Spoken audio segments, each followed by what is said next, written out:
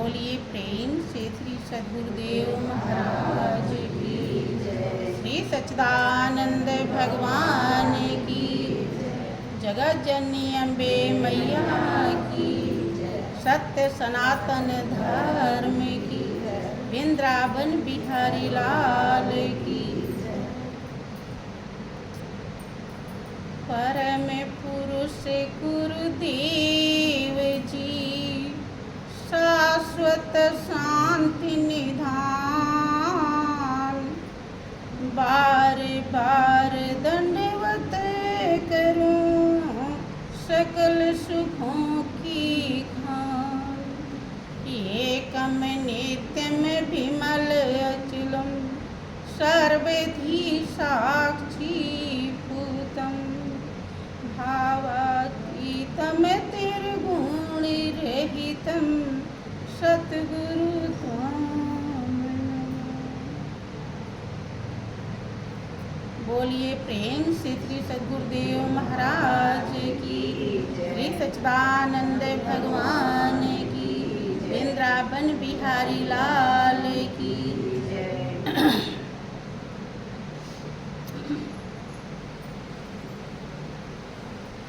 प्रेमी सज्जनों,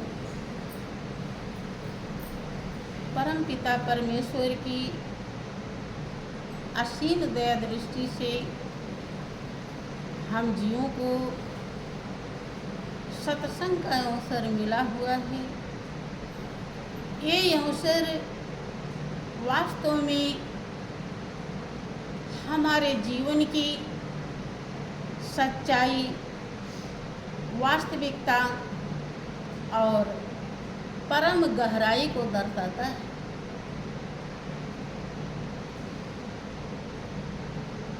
जो जीवन का सार है, जीवन मिला क्यों है, इसमें करना क्या चाहिए, क्या सही है, क्या गलत है, हम कहाँ से आए हैं, कहाँ जाना है, इस वास्तविकता को सत्संग का अवसर प्रदान करता है जब मिलता है। तुलसीदास जी अपना अनुभव व्यक्त करते हैं कि माजन फल पेखिए तत्काला काक होहि पिक बक उमराला।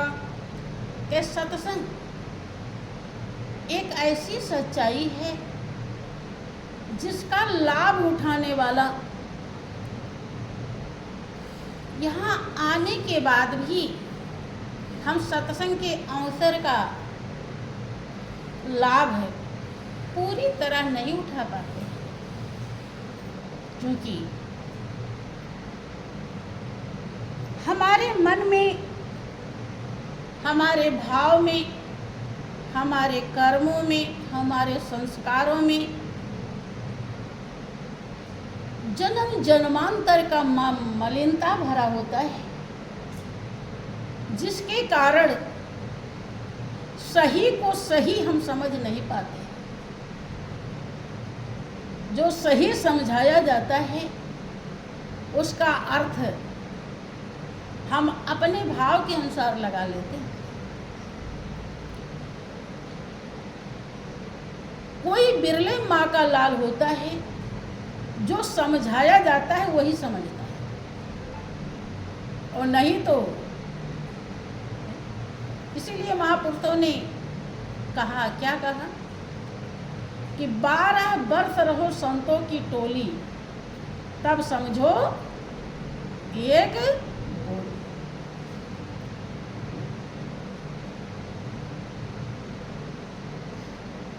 अब ये बताओ, यही मामला पेचीदा है। 12 वर्ष संतों की टोली में जितने बैठे हो, कोई रहा है? पहले ये समझ लो टोली किसे कहते हैं। टोली का मतलब उन्हीं के साथ रहना, उनकी सेवा में रहना, उनके लिए सारी व्यवस्थाएं करना, झाड़ू बर्तन पोछा, नहाना धोना, खाना बनाना खिलाना। कहीं आप लोग जाते हो, आपके टोली में जो जो लोग रहते हैं सब काम करते हैं कि नहीं करते? जब करना पड़ता है। टोली मतलब संगत में साथ में।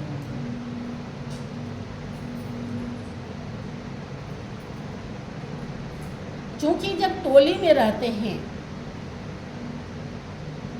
तो वही पूरी सच्चाई समझ में आती है। कैसे उठना चाहिए, कैसे बैठना चाहिए, गुरु महाराज जी क्या होते हैं, क्या सभ्यता संस्कृति हासिल करनी चाहिए,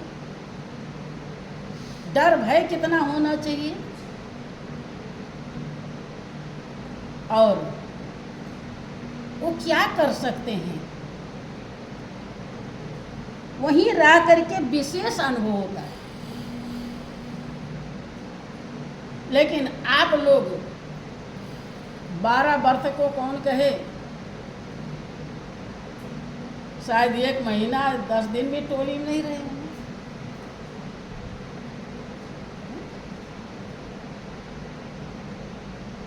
यही कारण है। इसीलिए देखो, टोली में रहती थी राधा जी।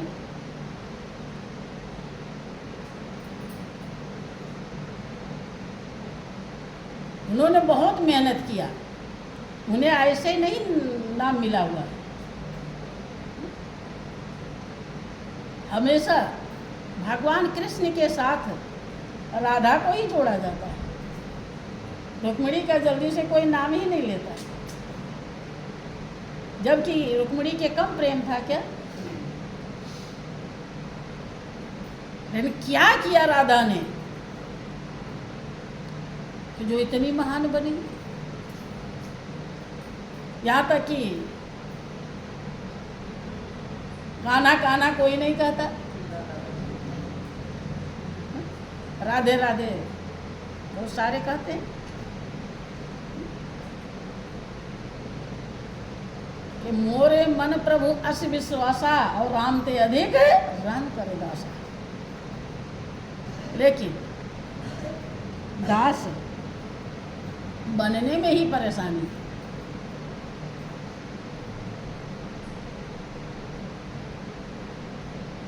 अर्थात इसके लिए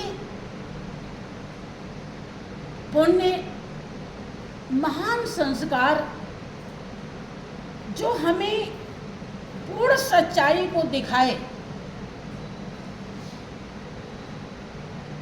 संस्कार ही हमारे हृदय को साफ करता है, और साफ हृदय में, साफ मन में पूरी सच्चाई दिखाई पड़ती है। और यही साफ नहीं होता जल्दी। जिससे साफ करना चाहिए वो श्रद्धा, वो विश्वास, वो लगन हम कम कर पाते हैं।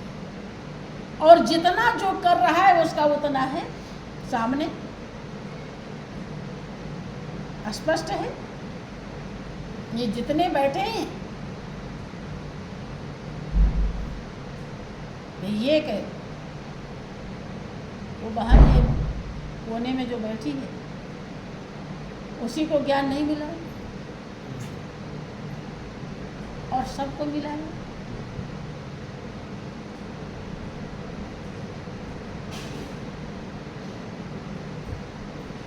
तो जितने आए हैं उतने तरह के संस्कार हैं और उतने तरह के भाव हैं और उतने तरह के उनकी कर्म कमाई। यहाँ भले आते हैं, लेकिन यहाँ से जैसे उनके भाव रहेंगे वैसे ही ले जाएंगे, उससे ज़्यादा कोई नहीं ले जा सकता। यहाँ बहुत नाप तोल का विषय है, यहाँ गलती नहीं होती, यहाँ भूल नहीं होती, क्योंकि हिसाब करने वाला हरदम हिसाब है। संत की दया की बात अलग है। दया बराबर बरसती है सबके ऊपर, लेकिन आपने देखा होगा बरसात के दिन में बरसात चल ही रहा है, पानी बराबर बरसता है सब जगह, लेकिन जो खेत नीचा होता है, ऊंचे वाले खेत का पानी भी बह के उसी में आ जाता है, और उससे भी नीचा गड्ढा अगर है, ताल है, तो उसमें चला जाता है। सब जगह से बह करके उसी में, क्योंकि वो उस पानी को रखने लायक है। जो हर जगह बरस रहा है उसको रखने लायक वही नदी है, तालाब है। जो ऊंचा था वो नहीं रखने लायक था, वो रख ही नहीं सकता था, उसके पेट में जगह ही नहीं।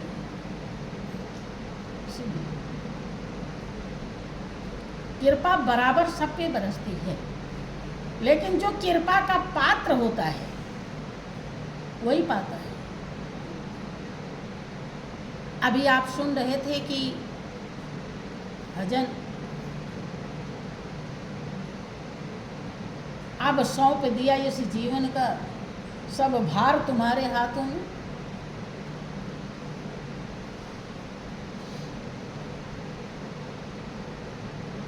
जो प्रेमी भक्त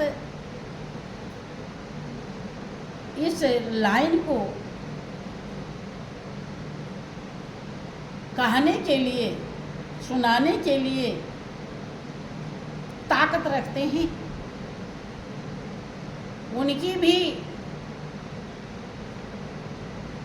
बहुत बड़ी अच्छाई है। लेकिन वास्तव में सौंप दिया है। ऐसा अगर कोई है तो वो तो जहाँ भी अपना पैर रखेगा, पैर नहीं उसका चरण बन जाता है, और धरती भी पुण्य होती हो जाती है।